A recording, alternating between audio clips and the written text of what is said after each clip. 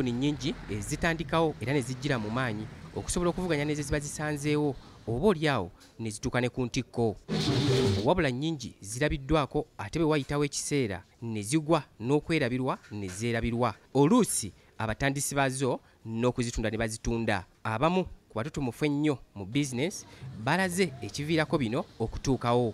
Mu marketing bagamba nti singa olaba product nga tekyatunda kitegeeza nti weetaaga okukyusa endabika yaakyo.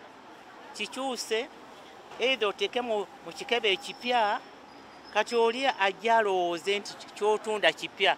Oweekitiibwa Joyce Juliet Nabbosa Ssebuggwawo agamba nti abakozi bakola kinene nnyo okutumbula bizinesi oba okuzizza emabega.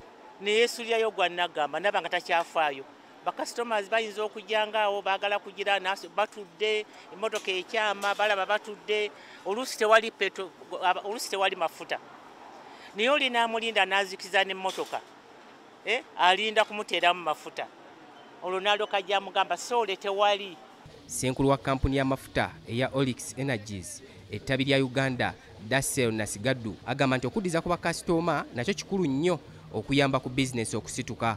It is also an opportunity for us to thank our customers for giving us the opportunity to rebrand and for them to support. Because if it wasn't for our customers in terms of supporting us and telling us exactly what they want with regards to our brand, we would have actually never changed the brand. So we Ata bagenze ono nga kitunzi mu kampuni ya Owek agamba nti kampuni okweyubula nakyo kya nkizo nnyo okwongera amaanyi ku bizinesi. Naye ate okweza obujja kitegeeza nti n'amafuta gaffe tugenze tugateeka ku mutindo. Bw'oteekako oyiro gwe tukozesa mu mmotoka ne mu makolero ebyo byonna gaasi waffe wa mulembe nnyo. So okweyibula ffe kitegeeza nti nno twezizza bujja era tugenda kwongera omutindo n'empeereza eri bakasitoma baffe.